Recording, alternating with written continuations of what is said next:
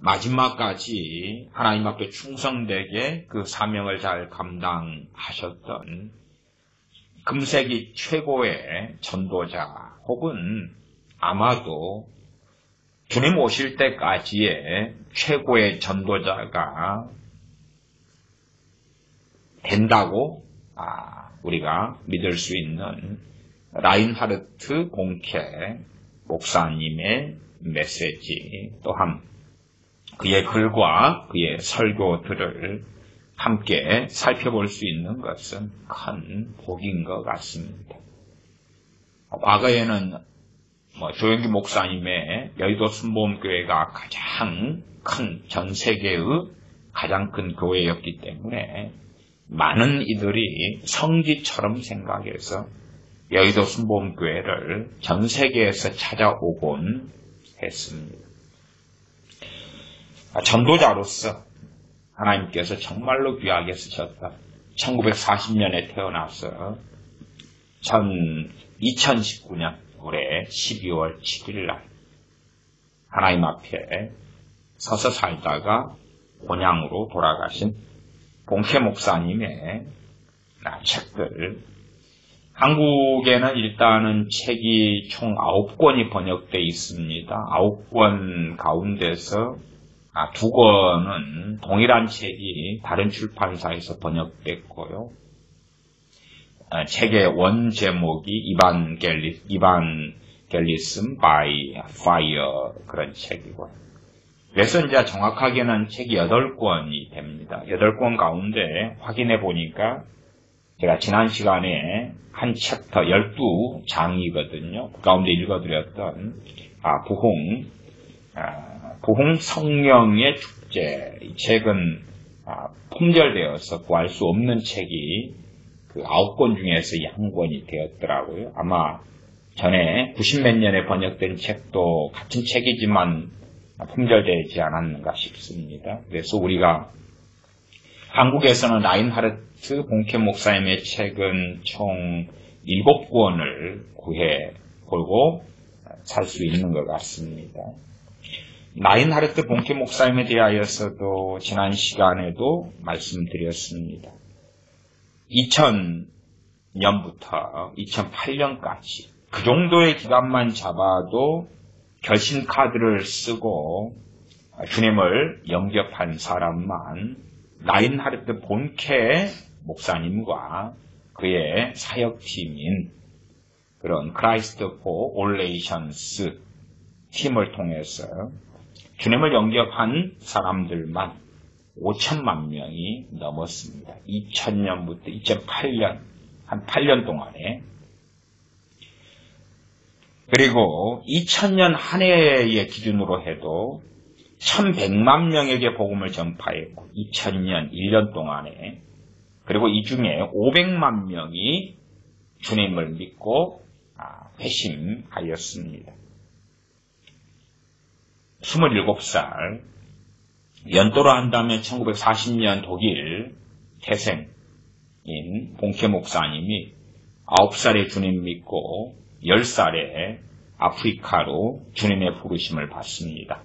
그리고 이제 67년인 27살에 그의 아내와 함께 남아프리카 공화국 선교사로 파송됩니다.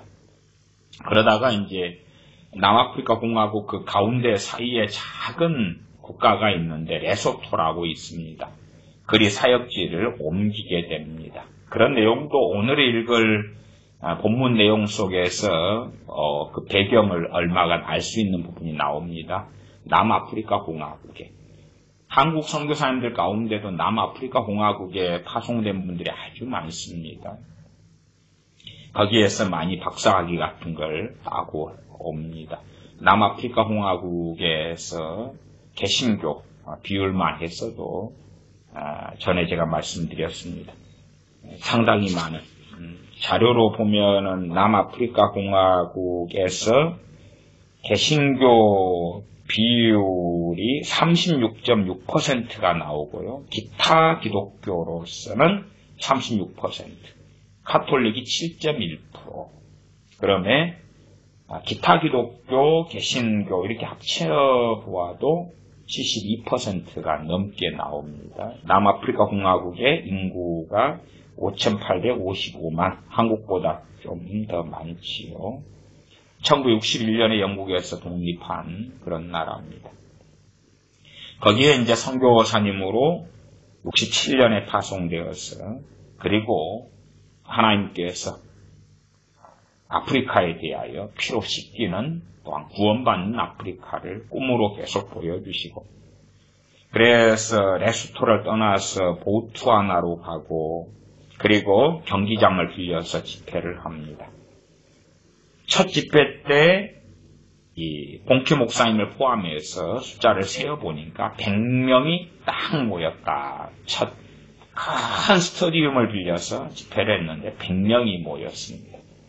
그 다음에 그 100명에게 말씀을 한 10분, 15분 증거할 때에 4명이 갑자기 질병이나 혹은 치유 사역을 한 것도 아니고 그냥 설교를 했는데 4명이 치유가 됩니다.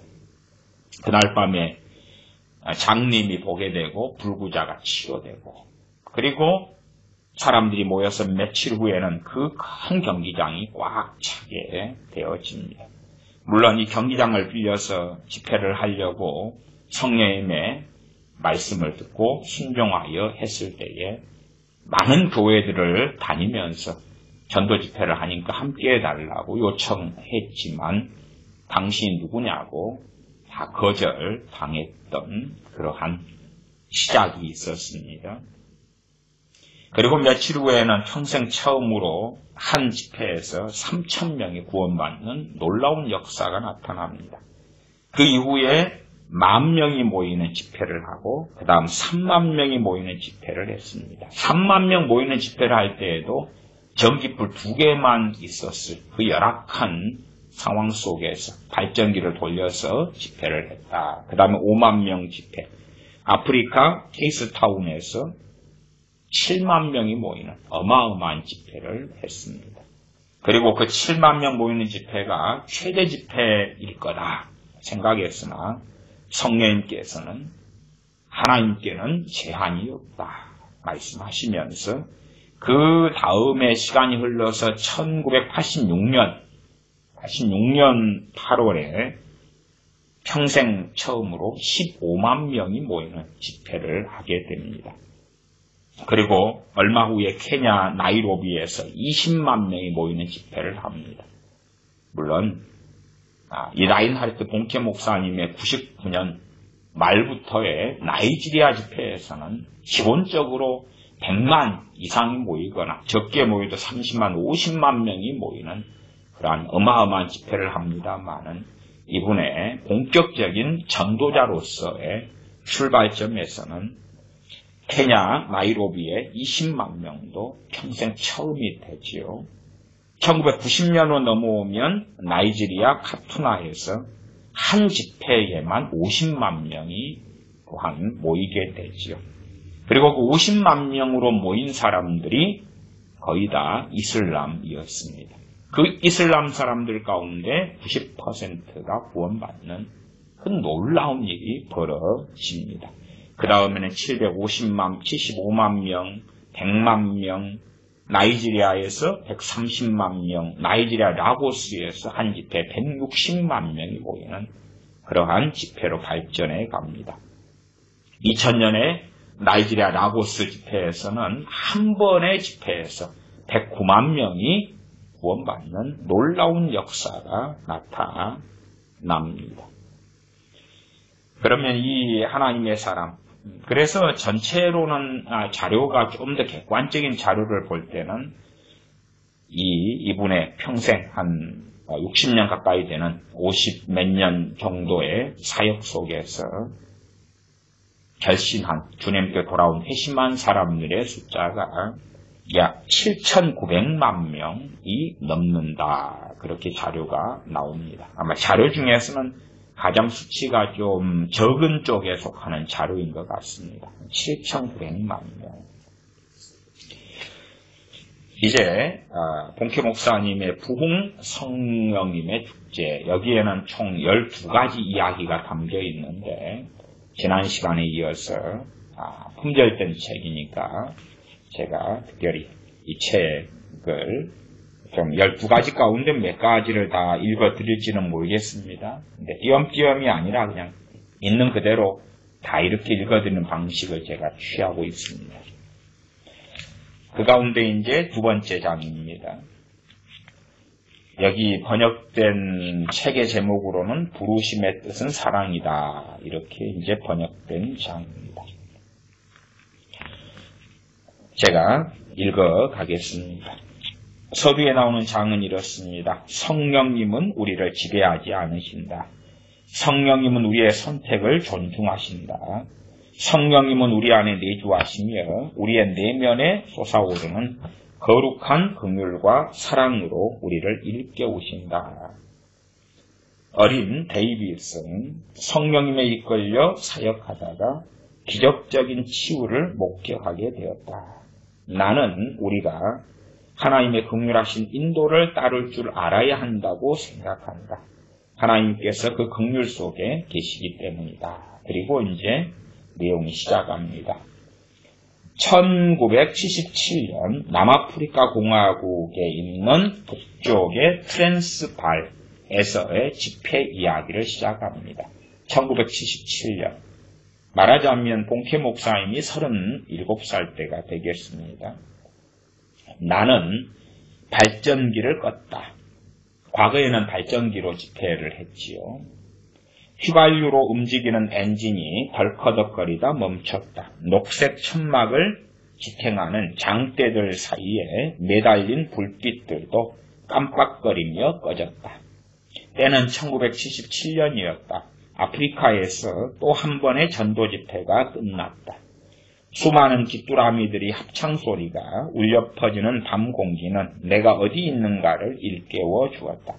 나는 남아프리카 공화국 북쪽에 있는 트랜스발 분지의 넓은 들판에 서 있었다. 관목들이 이따금 보이는 초원 구릉지에 내가 세운 대형 천막이 있었다. 귀뚜라미와 메뚜기의 노래가 여름밤을 수놓았고 개구리들도 소리 맞춰 개굴개굴 울었다. 내가 설교하고 병자들을 위해 기도하고 난 후 수천 명의 아프리카인들은 천천히 흩어져서 흙과 풀로 지어진 자신들의 집으로 돌아갔다. 함께 일한 그 지역 목회자도 사모를 차에 태우고 자기 집으로 먼저 돌아갔다. 나는 그들을 따라가기 전에 이 마지막 밤에 하나님과 단둘만의 시간을 좀 보내고 싶었다. 고개를 들어보니 하늘에는 별이 전혀 보이지 않았다. 구름이 밤하늘의 빛을 모두 집어 삼켰다. 좌우를 둘러봐도 칠흑 같은 어둠뿐이었다. 자연 그대로의 아프리카의 밤이 얼마나 놀라운지 새삼스러웠다. 나는 야생의 세계에 혼자 있는 이 순간이 이렇게 좋은지 몰랐다. 나는 심호흡을 크게 해서 신선한 공기를 마시며 얼굴에 닿는 서늘한 미풍을 느꼈다. 주님께서 내 곁에 계셨다. 그분이 나를 이곳으로 데려오셨다. 나는 무수한 밤마다 꾸었던 꿈에 화답하여 이곳에 왔고 피에 적셔진 구원받는 아프리카에 대한 꿈이지요. 그 꿈은 내 사역을 송두리째 바꿔버렸다. 밤이면 밤마다 나는 아프리카 지도가 예수 그리스도의 피로 씻기는 꿈을 꿨다. 그 장면을 볼 때마다 성령님께서 내 마음속에 속삭이셨다. 아프리카가 구원될 것이다. 마침내 그 꿈은 깨어있는 시간에도 나의 비전이 되었고 결국 레소토에 있던 나의 작은 선교 기지를 떠나서 요하네스버그로 사역지를 옮기게 되었다. 요하네스버그도 남아프리카 공화국에 있는 가스탱주에 있는 도시고요. 남아공 최대의 도시가 이 요하네스버그가 됩니다. 나는 믿음 하나만 가지고 열방을 위한 그리스도 CFAN Christ for All Nations라는 새로운 선교 기관을 세웠다. 몇몇 동역자들의 도움으로 이 소박한 천막을 구입하게 되었지만 천막이 너무 작다는 것을 곧 알게 되었다. 나는 천막 안에 들어올 수 없어서 바깥에 둘러선 사람들에게도 복음을 전하게 되었다. 그래도 상관없었다. 천막 밖에 전신주에 걸린 확성기를 통해 내 목소리가 들렸고 사람들은 귀를 기울였다. 원주민 부족 거주지에서 전도 집회를 열 때 알고 보니 본캐라는 이름은 줄루어로 모두 함께라는 의미였다. 얼마나 기막힌 우연의 일치인가. 그래서 그런지 본캐 전도 집회에는 기록적으로 많은 사람들이 참석했다. 물론 어떤 사람들은 내가 줄루족 설교자인 줄 알고 왔지만 말이다. 수백 명이 복음을 영접했다. 수백 명이 복음을 통하여 주님을 영접하는 이 사건이 1977년 이럴 때지요. 1977년에 한 번의 집회에서 수백 명이 주님을 영접하는 것을 보는 건 얼마나 놀라운 일이겠습니까? 아마 지금 시대 한국이나 다른 나라에도 거의 드문 모습이니까 수백 명이 주님 영접하는 것. 하나님의 비전을 따르고 순종한다는 것이 얼마나 큰 특권인가. 나는 하나님께서 내게 그런 영광을 허락하신 것을 감사드렸다. 나는 어둠 속에서 중얼거렸다. 아프리카가 구원될 것이다. 아프리카가 구원될 것이다. 나는 천천히 차를 몰고 숙소로 향했다. 얼마 못 갔을 때 깡마른 10대 소년이 갑자기 앞에 나타났다. 그는 손을 흔들어 내 차를 세웠다. 나는 차를 멈추고 창문을 내렸다. 무슨 문제가 있니? 소년은 차 가까이 다가오지 않았다. 나는 그가 예의 바르게 행동하고 있음을 알았다. 그것이 그 부족에게 내려오는 전통 예절이었다. 소년은 목회자들에게 쓰는 존칭을 사용하여 내게 말했다. 모르티 본케. 모르티가 목회자들에 대한 존칭인 모양이에요. 모르티 본케. 저는 안수기도를 받고 싶어요. 나는 굉장히 피곤한 상태였다. 나는 강한 기름 부음을 받고 열정적으로 설교한 후였다. 많은 사람들이 주님을 영접했다. 나는 병자들을 위해서도 기도했다. 그런 수고를 한 후에는 자연히 신체적 피로가 따른다. 넌 몇 살이니? 17살이에요. 왜 기도를 받으려고 하지? 저는 목사님 전도 집회에서 구원받고 예수님께 모든 죄를 용서받았어요. 저는 목사님이 여기로 지나가실 줄 알고 우리 마을로 돌아가지 않고 기다리고 있었어요. 성령님을 받게 해달라고 기도를 부탁드리려고요. 그 부탁은 내 가슴 속에 있던 아프리카에 대한 소명을 일깨웠다. 피곤이 싹 가셨다. 너를 위해 기도해 줄게. 나는 차에서 내리면서 헤드라이트는 그대로 켜두었다. 이름이 무엇이냐? 데이빗이에요. 데이빗, 함께 기도하자. 주님의 말씀, 약속의 말씀대로 데이빗을 주님의 성령님으로 충만하게 해주시기를 간구합니다. 나는 데이빗의 머리에 손을 얹었다. 예수님의 이름으로 성령님의 은사를 받으라. 데이빗은 마치 번개가 척추에 내리꽂힌 듯 비틀거렸다. 그리고 나서 그는 울며 하나님을 찬양했다. 그것은 내게 익숙한 장면이었다. 수많은 집회에서 내가 기도해준 많은 사람들이 똑같은 반응을 보였었다. 그럴 때 그들의 삶 속에 하나님께서 무슨 일을 이루시는지 나 자신도 다 알 수 없었다. 나는 나머지는 하나님 손에 맡기고 가야 했다. 그리고 하나님의 능력이 하나님의 때에 열매를 맺을 것이라고 신뢰해야 했다. 기도를 통해서 17살 데이빗이 성령 충만을 받고 성령의 은사를 받습니다. 나는 데이빗에게 작별 인사를 하고 다시 차를 타고 숙소로 향했다. 자동차 불빛이 멀어지자 맨발에 깡마른 소년의 형태가 칠흑 같은 어둠 속으로 사라졌다. 나는 데이빗을 다시 볼 수 있을 것이라고는 전혀 예상하지 못했다. 데이빗은 그 한 주 동안 내가 기도해준 수많은 사람들 중 한 명이었을 뿐이다. 오직 하나님만이 우리 각자의 앞길이 어떻게 될지 아셨다. 나는 몇 달 후에 요하네스버그에서, 요하네스버그는 남아공에 있는 가장 큰 도시지요. 거기에 본부를 세웠습니다. 전도 본부를. 요하네스버그에서 트랜스발 분지에 남아공 북쪽에 있는 곳이다 그랬습니다. 원주민 부족 지역에서 일어나는 부흥의 소식을 들었다. 한 소년을 하나님께서 크게 사용하시고 계신다는 것이었다. 나는 데이빗이 바로 그 소년일 줄은 꿈에도 몰랐다. 1년 후 1978년 1년 후에 나는 열방을 위한 그리스도 CFAN 선교단체 후원으로 전도 집회에 사용할 새 설비를 만들었다. 그 새 설비는 첨단 기술로 만들어진 10,000명을 수용할 수 있는 노란색 천막이었다.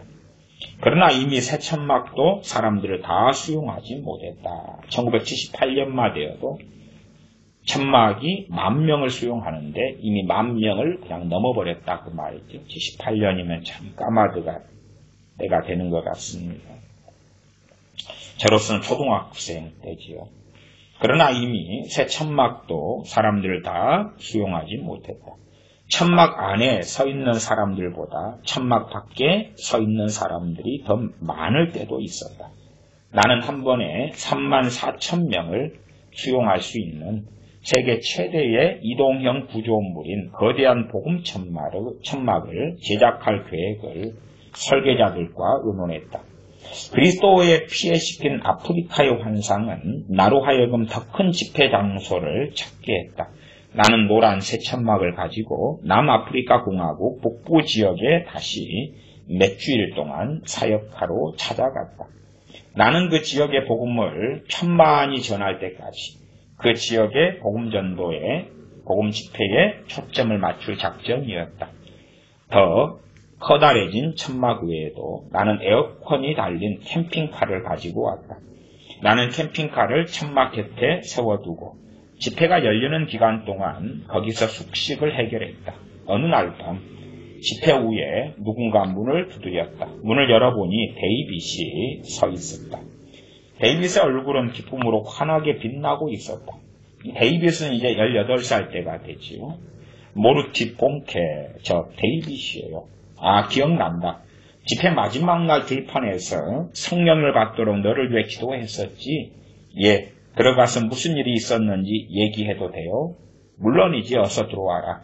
나는 데이빗과 함께 자리에 앉았다. 내 아내도 함께 있었다. 아내가 준비해준 따뜻한 차를 마시며 우리는 얘기했다. 데이빗, 내가 너를 위해 기도해준 다음에 무슨 일이 일어났는지 얘기해보아라. 그는 입을 열었다. 그날 밤에 우리 마을로 돌아가는 길은 굉장히 멀었어요. 목사님의 기도를 받은 후에 저는 집으로 걸어갔어요. 그런데 마치 공중에 떠서 가는 것 같았어요. 전혀 힘들지가 않았죠. 새벽도 채 안 되어서 저는 마을에 도착했어요. 이게 밤에 집회 끝나고 돌아가는데 정말 먼 거리에 걸어서 맨발로. 근데 보통 때라면 힘들어서 새벽이 지나고 도착할 텐데 새벽이 안 되어서 도착했다 그 말이에요.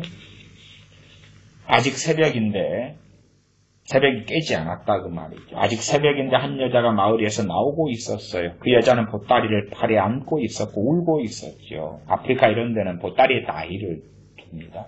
아이를 보따리에 싸가지고. 제가 아는 아주머니였어요. 마을 사람들이 다 그 아주머니를 잘 알았지요. 제가 열방을 위한 그리스도의 집회에 참석하기 한 주 전에 그 아줌마의 첫 아이가 열병으로 죽었어요. 저는 아주머니를 불렀어요. 어머니 어디 갔어요? 남아프리카 공화국 부족 문화에서 어머니라는 호칭은 아이를 낳은 모든 여자에 대한 존칭이다. 그래서 어머니 그렇게 부른다 그 말이죠. 특별히 미성년, 소년인 경우는 그렇게 불러야 한다 그 말이 존칭이니까. 데이빗이 말을 이었다. 아주머니는 아무 말 없이 제게로 걸어왔어요. 그 아주머니도 저를 알지요. 제가 생각했던 것처럼 울고 있진 않았지만 아주머니는 안고 있는 보따리를 내밀었어요.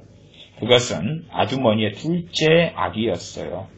아이가 열이 너무 심해서 이상한 소리로 울었어요. 저는 그런 울음소리를 전에도 들은 적이 있었어요. 아이들이 너무 고통스러우면 이제 보통 울지 못한다는 이야기죠. 아주 그냥 고통스러운 울음을 우는데 저는 그 아기도 곧 죽을 것임을 직감했어요. 그 어머니는 열병으로 두 아이를 다 잃게 되었던 것이죠. 그 아주머니를 만나기에 앞서 봉케 목사님이 성령을 받도록 저를 위해 기도해 줬기 때문에 저는 제 안에 계신 성령님을 계속 느끼고 있었어요. 그 어머니를 보았을 때 전에는 몰랐던 사랑이 제 안에서 솟아나는 것을 느꼈어요. 그 사랑은 억누를 수 없었어요. 목사님이 설교했던 예수님이 이 아이와 어머니를 사랑하시는 것이 분명했어요. 부족의 관습을 어기는 것이지만 제 안의 사랑이 너무 커서 모험을 하기로 했어요. 그래서 저는 목사님이 천막 집회에서 병자들을 위해 기도했던 것처럼 그 아픈 아이를 위해 기도해도 되겠냐고 아주머니에게 물어봤어요. 어머니, 제가 이 아이를 위해서 기도해도 될까요? 물론 이거 말고 제발 어떻게라도 좀 해보렴. 아이의 머리에 손을 얹은 저는 열이 펄펄 끓는 것을 느낄 수 있었어요. 저는 하나님께 아이의 열을 내려달라고 간구했어요. 그러자 갑자기 아이가 울음을 그쳤어요. 아이는 일어나 앉더니 엄마, 나 배고파, 목말라 라고 말했어요. 그 어머니는 너무나 놀랐어요. 아이의 이마를 만져보고 열이 떨어진 것을 알았지요. 아주머니는 눈이 휘둥그레져서 아이를 안고 저보다 먼저 마을로 달려갔어요. 아주머니는 곧장 추장님 집으로 가서 말했어요. 데이빗이 제 아이를 위해 기도해서 아이를 치료해 줬어요. 보세요. 열이 내렸어요. 아주머니는 아이에게 음식과 물을 줬고 아이는 즉시 기력이 회복되었어요. 아이는 나가서 다른 아이들과 어울려 놀기 시작했어요. 저는 우리 집으로 가서 가족들에게 목사님이 기도해 준 것과 그날 아침에 무슨 일이 일어났는지 다 얘기했어요. 급하게 누가 저를 찾더니 추장님과 마을 사람들이 모인 곳으로 오라고 했어요. 추장님은 우리보다 훨씬 높은 사람이기 때문에 저는 두려워했습니다. 저는 추장님 집에 가본 적이 없었습니다. 그는 우리가 존경하는 왕이고 훌륭한 지도자예요. 그는 여러 명의 아내들과 많은 자녀들을 먹여 살릴 수 있는 부자고요. 저는 추장님께 가서 절했어요. 열병이 낳은 아이도 어머니와 함께 거기 있었어요. 추장님이 제게 말했습니다. 데이빗, 너가 이 어머니에게 해준 일을 들었다. 내 딸은 어떤 의사도 고치지 못했다. 내 딸은 장애인인데 태어날 때부터 다리같이 틀려 있었다. 케이프타운 최고의 의료진에게 데려갔지만 그들은 전혀 고칠 수 없었다. 무당들에게도 데려가 봤고 그러나 아무런 도움이 되지 않았다. 너가 오늘 내 딸을 위하여 이 아이를 위해 기도했듯이 내 딸을 위해서도 기도해주면 좋겠다. 저는 추장님 명령대로 하겠다고 말했어요. 새벽에 치유받은 아이의 어머니도 저와 함께 추장님 집으로 들어갔어요. 처음엔 아무것도 보이지 않았죠. 그러나 어둠에 익숙해지자 불구의 여자아이가 한쪽에 누워있는 것이 보였어요. 그 여자아이는 지프로 된 침상에 누워 있었어요. 정말 다리가 심하게 비틀어져 있더군요. 저는 예수님의 강력한 사랑이 내 안에서 솟아나서 그 여자아이에게로 향하는 것을 다시 한번 느꼈어요. 저는 추장님 딸에게 예수님에 대해서 얘기했고 목사님이 저를 위해 기도해줘서 성령님을 받은 얘기도 했어요. 그 딸은 아직 이제 의식이 있고 몸은 뒤틀려서 누워있지만 깨어있으니까요. 그리고 제가 기적을 일으킬 수 없지만 우리에게 불가능한 것을 예수 그리스도께서 하실 수 있다고 말했어요. 그 다음에 저는 여자아이에게 손을 얹고 기도했어요. 제가 기도할 때에 우두둑 펑 하는 소리가 들렸어요. 처음에는 그게 무슨 소리인지 몰랐는데 자세히 보니 소녀의 다리가 제 눈앞에서 똑바로 펴지고 있지 뭡니까? 그제야 저는 그것이 추장님 딸의 뼈들이 우두둑거리며 제자리로 돌아가는 소리라는 것을 알았어요. 또 한국의 부흥사 목사님 중에서 어느 나이 드신 목사님이 뼈 치유하는 사역을 하는 분의 집회에 참여하고 있는데 어떨 때는 한 번에 수십 명이 고쳐지기도 했습니다. 통합 측 목사님, 부흥사 목사님인데 그런데 이 뼈들이 어그러져 있는 사람들이 그냥 우두둑 소리가 나면서 몸이 뼈들이 다 맞춰지고 그랬어요. 참 놀라운 신유원사로 쓰임받는 목사님이었습니다. 갑자기 성함이자 생각이 안 나네요.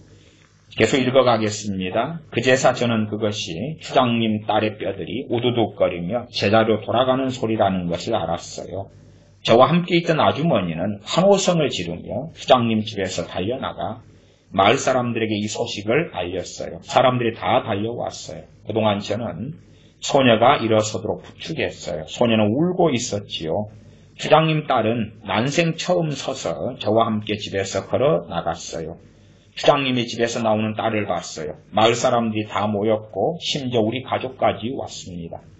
그때부터 사람들이 얼마나 신나게 소리를 지르고 춤을 추었는지 몰라요.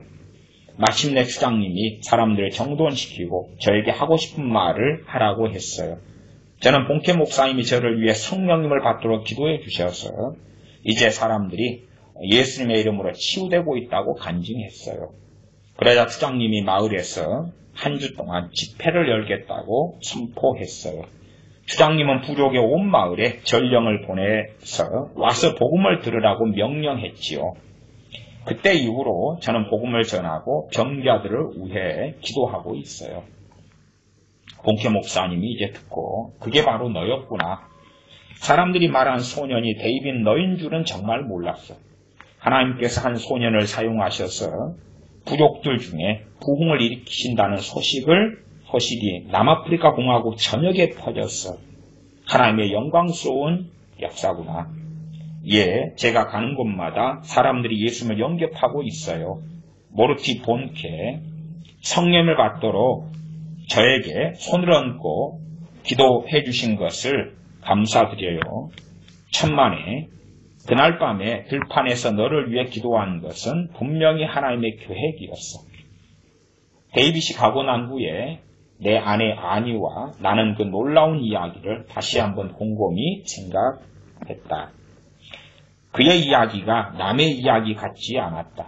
내가 독일의 오순절 교회에서 성령 세례를 받은 것은 어린 소년일 때였다. 오순절 교회니까 성령 세례를 잘 알지. 참 그게 문제입니다. 지금 세대에는 성령 세례를 부정하거나 무지하거나 모르거나 성령 세례 받지 않은 무수한 기독교인들이 예배당에 차 있어서 시간이 흘러가니까 종교적이 되고 세속적이 되고 세상으로 나가고 아니면 세상을 예배당 안에 예배 안에 교회 안에 끌어들이죠. 성령 세례 받은 사람들이 거의 없기 때문에 그게 끔찍한 교회의 참사입니다. 라인하르트 본캐 목사님은 독일의 오순절 교회에서 성령 세례를 어릴 때 받았다. 나는 10살이던 1950년에 아프리카에 가서 복음을 전하라는 소명을 받았다. 오랜 세월 동안 아버지와 어머니는 나의 그 소명을 진지하게 받아들이지 않으셨다. 나는 너무 어렸다. 아버지도 목사님이었거든요. 데이빗이 그 아주머니 아픈 아이를 위해서 기도하고 17살 데이빗이지요. 하나님의 능력을 보기 위해 부족의 전통을 깨뜨려야 했듯이 나도 하나님과 동행하는 동안에 가족의 반대를 무릅쓰고 순종의 발걸음을 내디뎌야 했다. 목사님인 아버지, 사모님인 어머니도 반대하고 막았다고 말이죠. 내가 하늘 아버지와 이 땅의 아버지 사이에서 직접적인 갈등을 겪었던 때가 있었다. 아버지가 목회하시는 교회에 어떤 여자 환자를 위해서 기도하라고 하나님께서 내게 말씀하셨다. 아버지가 목회하는데 여자 환자가 고인이 있었다 그 말이에요. 성령님께서 기도하라고 하시는 치유 기도를. 나는 아버지가 그것을 싫어하실까 봐 두려웠다. 나는 아버지의 눈을 피해 성도들이 앉은 긴 의자 뒤로 기어서 몰래 기어간 거죠. 병중에 있는 여성도가 앉아있는 곳까지 갔다. 왜 기어가는 게 가능하냐 그러면 밤 집회고 밤 예배는 전등이 거의 없으니까 컴컴하잖아요. 몰래 기어갈 수 있어요. 제 어릴 때 부흥회 때도 컴컴하니까 큰 데서도 전구한 2개 달려 있거든요. 안 보여요. 긴 의자들로 기어가서 병중에 있는 여성도가 앉아있는 곳까지 갔다. 나는 주님께 순종하여 그 여성도에게 손을 얹고 조용히 기도했다. 아버지가 들으면 안 되니까 아버지 목사님이요. 그러자 그녀는 그 자리에서 치유되어 예배 중에 소동을 일으켰다. 왜요? 설교하고 있고 찬양하고 있는데 난리가 나는 거죠. 꼭 본캐 목사님이 처음 스터디움을 빌려가지고 100명 집회했을 때에 그럴 때 이제 설교하다가 4명이 치유돼가지고 고치했다고 난리가 나니까 본캐 목사님 그렇게 생각했다 그러잖아요. 아니 병이 치유됐다고 말하자면 소경이 보게 되었다고, 불구자가 일어나게 되었다고, 왜 내 설교를 방해해? 그런 것처럼 이 여성도가 예배를 방해한 거지요. 치료가 돼가지고. 그녀는 아버지께 내가 무슨 일을 했는지 말했다. 당신 목사님, 당신 아들이 예배 중에 나한테 몰래 기어와가지고 치비배가 내가 고쳐져버린 거예요. 나는 더 이상 숨을 수 없었다. 나는 두려워하며 아버지께 사실대로 고했다. 하나님께서는 나 같은 어린이를 통해 강력히 역사하신다는 사실을 아버지는 받아들일 수 없었다. 데이빗이나 나는 모두 반항적으로 행동하지 않았다. 우리는 권위를 가진 인물을 존중하지만 하나님을 사람보다 더 공경해야 하는 상황에 부딪혔다.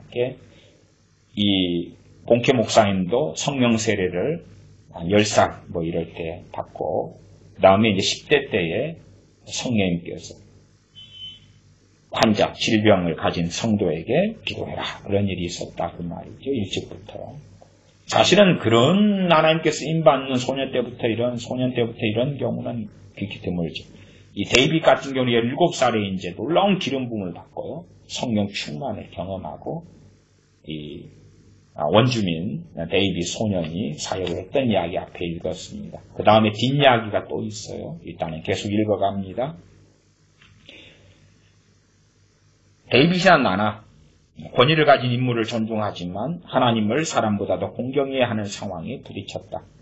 그것은 복음서에 기록된 한 사건을 기억나게 한다. 예수님의 어머니와 형제들이 예수님을 찾으러 왔다. 예수님은 누구든지 하늘에 계신 아버지의 뜻대로 행하는 자가 예수님의 형제여 자매여 모친이라고 말씀하시며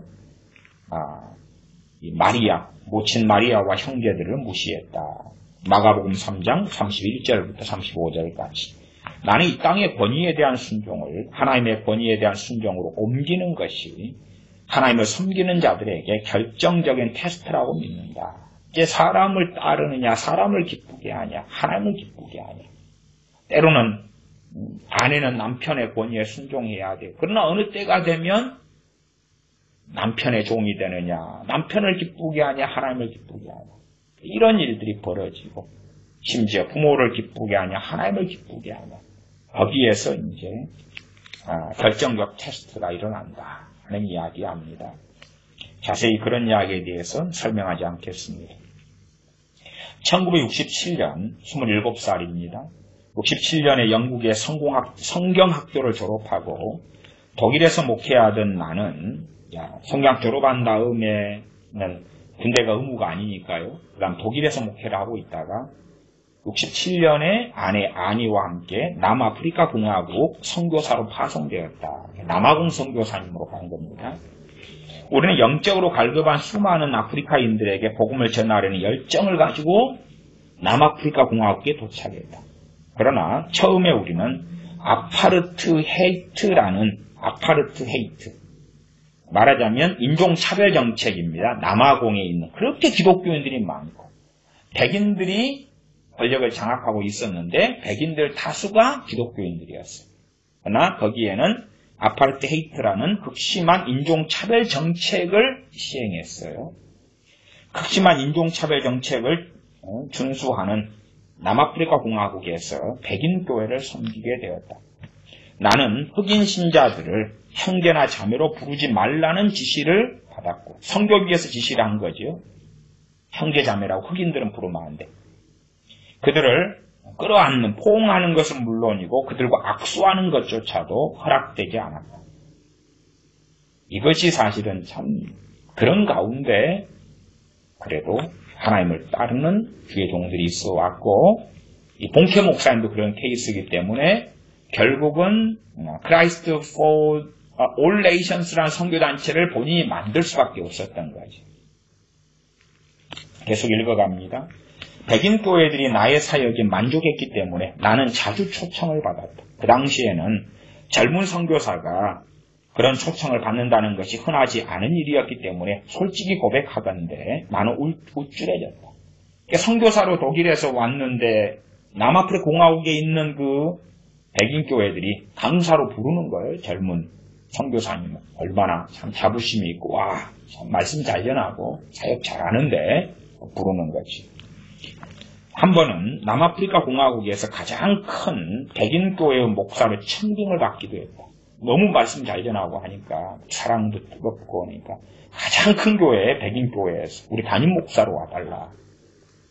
그것은 큰 영광이었다. 그러나 그것은 내 삶을 향한 하나님의 소명을 무너뜨리는 것이었다. 나는 그 제안을 거절했다.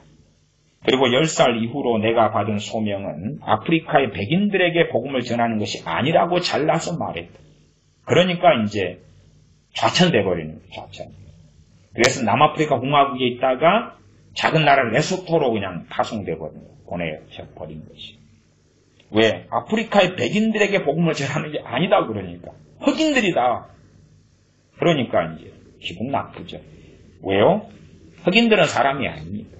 누구의 입장에서요? 백인 크리스천들의 입장에서. 게다가 백인들은 독일에도 많았다. 독일에 백인이 많은데 내가 독일에서 복음을 안 전하고 왜 아프리카로 왔겠는가? 백인이 아니다. 사도 바울이 이방인에게로 가노라 그러니까 유대인들이 얼마나 분개합니까? 그러고 나서 나는 남아프리카 공화국에 둘러싸인 한적한 나라 레스토 왕국의 작은 선교기지로 발령받았다. 좌천되어버리니까 저리 가. 그 시골에 가가지고 저리 가. 나는 가족을 데리고 아프리카 흑인들과 생활하기 위해 이사했다. 우리 발령받으니까 선교국에서 발령하니까 딸하고 순종해야 되죠. 거기서 나는 그들을 형제와 자매라고 부를 수 있었다. 왜요? 선교본부가 감시를 이제 안 하잖아요. 그 작은 레스토로 가니까. 이게 형제 자매라고 부르고 그들과 악수하고 포옹해도 아파르트 헤이트 정책에 구애받지 않았다. 감시도 안 하고 끝까지 쫓아와서 니 왜 흑인들을 형제라고 불러 기독교인들을 왜 포옹해 왜 악수해 불교라고 더러워 그렇게 이제 시비를 못 걸었다고 말이죠. 그러나 레소토의 선교 기지에서 주일에 내 설교를 들으러 오는 사람은 5명뿐이었다. 아프리카로 자신을 불렀는데 5명. 나는 예수님의 지상명령에 순종하여 교회 건물 밖으로 나가 사람들에게 복음을 전했다. 나는 아코디온을 들고 버스 정류장과 시장에 나갔고 주일이 오기만 무작정 기다리지 않았다. 나는 사람들이 모일 때까지 아코디온을 연주하며 찬양했다. 요즘에는 노방전도가 찬양만 하고 끝나잖아요. 내 찬양을 통해서 이제 사람들이 막 음악 좋아하니까 찬양하면서 기다리니까 모이면 복음을 전했던 것이. 그 다음 성경을 손에 들고서 음악을 듣기 위해 온 사람들에게 복음을 전했다. 레스토에서 보낸 그 시간을 통해서 나의 진짜 소명은 전도자의 소명이라는 것이 더 깊이 드러났다. 이제 저 같은 경우는 전도자보다는 전도자의 소명을 부수적으로 주시면 좋겠지만 도사의 소명이 저는 가리키는 소명이기 때문에 나는 데이빗이 과거에 철저히 따랐던 부족의 강한 금기 사항을 어떻게 극복했는지 궁금했다. 레스토에서 이제 아예 선교단체를 나와서 만들었어요. 그리고 이제 선교 사역을 본격적으로 공회 목사님은 했죠. 그런 것은 이제 다른 책들, 다른 내용들에서 볼 수 있는 것이니까요. 계속 이 내용을 읽어가겠습니다. 데이빗이라는 17살 소년이 아주머니 아픈 아이를 위해 기도해도 되냐고 물을 수 있었던 것은 무엇 때문이었을까? 그는 그것이 무엇인지 스스로 말했다. 그것은 감당할 수 없는 사랑의 감정이었다. 내 육적인 사랑이 아니라 하나님으로부터 오는 성령의 역사를 통한 사랑이죠. 그것이 느껴질 때 놀라운 치유가 역사하는 거예요. 그 원리는 우리가 한번 생각을 해봐야 됩니다. 우리가 만들어낸 사랑이 아니에요. 기름 부음을 통한 사랑이 아버지의 사랑이 역사합니다. 내가 다른 사람들의 모든 기대를 벗어나 행동할 수 있었던 원동력은 바로 사랑이었다.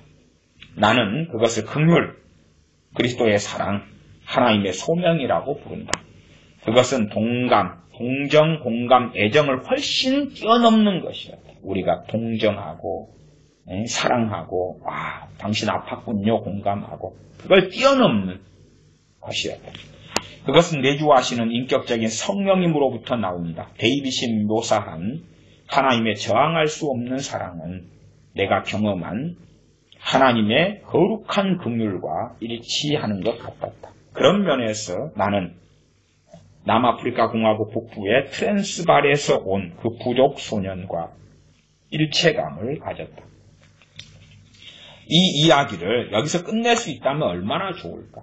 그렇게 무슨 말이냐 그러면 그 17살 소년이 부족의 부흥을 일으키고 하나님께 크게 쓰임받고 정말 하나님을 기쁘시게 하고 시간이 많이 흘렀는데 그때가 1977년, 그 다음 78년에 그 소년을 만났지요. 1년 뒤에. 그 다음에 이제 시간이 흘러가지고 이 책을 쓸 당시가 2004년이 됩니다. 2004년. 한국에는 2006년에 번역됐고 저는 2008년에 구입해서 본 책이거든요. 그래서 제가 이것을 읽어드릴 때도 다시 한번 읽고 난 다음에 읽어드릴 수밖에 없어요. 2008년이니까 저도 11년 전에 사봤는데 2004년에 기록됐으니까 2004년의 입장에서 이제 본캐 목사님이 이야기하는 거예요. 그때가 2004년이 되니까 그때가 이 데이빗이라는 이 이제 소년이 17살 소년이 나이가 많이 들어서 몇 살이 되는 거겠습니까? 나이가 뒤에 보면 나왔는데 45살이 되는 해가 되죠. 그때까지 정말 하나님을 잘 섬기고 있었을까? 그럴 때에 이제 유감스럽게 그렇지 않다. 떠나버렸다. 주님을 배반하고 떠나버렸다. 그런 이야기를 읽어드립니다. 여기에서 이야기를 끝낼 수 있으면 얼마나 좋을까? 17살에 성령 충만받고 기도해 줄 때에 치유의 기름 부음이 임하고 부족을 하나님께 돌이키는 기적적인 일을 행하고 복음을 전파. 그리고 해피엔딩이었다. 얼마나 좋을까? 데이빗에 대한 진실을 밝히는 것이, 밝히도록 주님께서 나를 이끄신다. 데이빗에 대한 진실을 밝히는 것이 단지 행복한 결말로 끝나는 것보다 더 중요한 교훈을 우리에게 줄 것이다. 믿을 수 있는 여러 명의 증인들에게 들은 바에 따르면 데이빗은 북쪽에 있는 부족 고향 마을을 떠나서 소웨토, 요하네스버그 주변에 있는 흑인 집단 거주 지역이라 그럽니다. 소네토의 슬럼가에 들어가 종적을 감췄다고 한다. 그는 더 이상 하나님의 사람들과 거지하지 않고 더 이상 주님과 동행하지 않는다. 이것은 우리 모두에게 주는 경고다. 은사는 경건이 아니에요. 은사는 경건이 아니고 선물이며 때론 테스트가 되고 시험이 됩니다. 성령님의 은사와 능력은 우리의 경건에서 오는 게 아니에요. 하나님의 부르심과 선택에서 오는 거예요. 그렇기 때문에 물론 우리의 자유지 영역 속에서 더 큰 은사를 사모하고 구할 수 있어요. 그러나 내가 어떤 방언을 하거나 애언을 하거나 병을 고치기 때문에 하나님과 동행한다 하는 교만과 착각으로 들어가면 참담한 일이 얼마든지 벌어집니다. 계속 읽습니다. 이것은 우리 모두에게 주는 경고다. 우리의 삶 속에 하나님의 능력이 아무리 강하게 나타날지라도 우리는 하나님과의 교제에서 멀어지는 길을 선택할 수 있다. 자유의지입니다. 선줄로 생각하는 자는 넘어질까 조심하라고 고린도전서 10장 12절은 우리에게 말씀한다. 틀림없이 넘어지는 데이빗의 과정은 천천히 진행됐을 것이다. 그것은 냄비에 들어있는 개구리가 물이 천천히 데워져 끓는 것도 모르고 그대로 있는 것과 같다. 많은 것들이 우리를 하나님의 사랑에 대해 둔하게 만든다. 이 세상의 염려는 하나님의 말씀의 기운을 막아서 열매를 맺지 못하게 한다고 주님께서 누가복음 18장 14절에 말씀하셨다. 데이빗은 실패, 실망, 낙심, 퇴보, 시련, 시험, 유혹을 맞았을 것이고 이러한 것들은 우리 모두에게도 동일하게 다가온다. 그러나 우리는 매일 우리의 십자가를 지고 주님을 따르기로 선택해야 하고 그렇지 않으면 어느 날 우리 중 누구라도 탕자가 될 수 있다. 이 봉채 목사님은 전도 사역을 통하여 많은 사람이 주님을 영접하고 믿고 결심하다가 시간이 흐르니까 배신하고 떠나가고 많은 주의 종도 그렇게 되는 것을 보아왔지. 대한민국에는 영접기도 한 번 하고 세례 한 번 받으니까 천국, 영원한 천국. 정말 전도자로 산 사람들은 그렇지 않다는 걸 알고 객관적인 목회를 하는 사람들도 오늘은 성령 충만 받았는데 내년에는 세상 사람, 마귀 사람이 되는 사람들도 많다는 것을 안다고 말이에요. 우리 중 누구라도 탕자가 될 수 있다. 하나님의 선택과 부르심에도 그렇다고 말이에요. 누구처럼요? 가룟 유다처럼, 사울 왕처럼 그렇지요. 발람 선지자처럼 그렇습니다. 가인처럼 그래요. 가인도 하나님께서 만나고 찾아오신 사람 아닙니까? 정신을 차리는 순간 우리가 영적 파산 상태로 돼지우리에 살고 있는 것을 스스로 깨닫고 어떻게 이렇게 내가 되었을까 한탄할 수도 있다. 최근에 나는 차를 타고 소웨토를 통과했다. 소웨토는 그 할렘가지요. 이 데이빗이라는 소년이 나중에 그리 떠나버린 그 할렘과 타락해서 가버린 그곳을 차를 타고 통과했다. 최근에 2004년 그 즈음이겠죠. 나는 차를 타고 다니면서 내가 복음 전할 도시의 사람들과 교제하기를 좋아한다. 그러나 그날은 소웨토에서 설교할 것은 아니었다. 나는 차를 운전하면서 데이빗을 찾았다. 혹시 여기서 보게 되지 않을까? 여기서 만나게 되지 않을까? 그를 꼭 찾을 수 있을 것이라고 기대했기 때문은 아니다. 그것은 모래사장에서 바늘 찾기와 비슷할 것이다. 그래도 나는 그냥 그 작은 곳이 아니기 때문에 굉장히 큰 곳이죠. 나는 안타까운 마음으로 계속 운전했고 저녁이 될 때까지 그렇게 그 지역을 돌아다녔다. 만일 데이빗이 내 차에 헤드라이트 불빛 앞에 갑자기 나타난다면 무엇이라고 말해야 할지 생각해 보았다. 데이빗은 이제 45살이 되었을 것이다.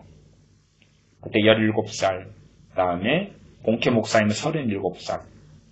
1977년, 78년에 이제 다시 데이빗을 만났지요.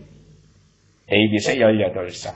시간이 흘러서 2004년에 45이 되고, 이 본캐 목사님이 이때가 2004년에 64살이 되었을 때지요. 내가 45살이 된 데이빗을 알아볼 수 있을까? 또한 데이빗은 나를 볼 때 어떤 반응을 할까? 나는 그 대답을 찾을 수 있었다. 나는 차에서 뛰어내려 그를 얼싸 안을 것이다.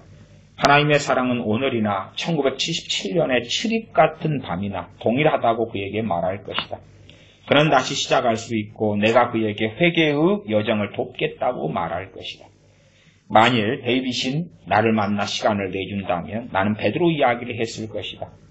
베드로는 예수님께서 십자가에 달리시던 밤에 예수님을 안다는 것을 3번 부인한 후에 갈릴리 호수로 돌아와서 다시 어부일을 하려고 했다. 예수님의 부활로도 그의 부끄러움은 지워지지 않았다. 예수님은 그를 꾸짖지도 비난하지도 않으시고 그를 찾아가셨다. 예수님은 해변에 나타나셔서 베드로의 그물에 물고기를 가득 채워주셨다. 그래서 주님께서 베드로에게 원래 주셨던 소명, 나를 따라오너라. 내가 너희로 사람을 낚는 어부가 되게 하리라. 마태복음 4장 19절의 말씀을 상기시키셨다. 그런 다음 주님은 해변에서 베드로에게 음식을 요리해 주시고 떡을 떼어 주셨다. 식사 중에 예수님은 베드로에게 예수님을 사랑하느냐고 3번 물으셨다. 요한복음 21장 15절부터 17절에 나와 있습니다. 3번 부인했던 베드로에게 예수님께서 3번 물으셨다. 베드로는 그 말씀의 숨은 뜻을 깨달았다.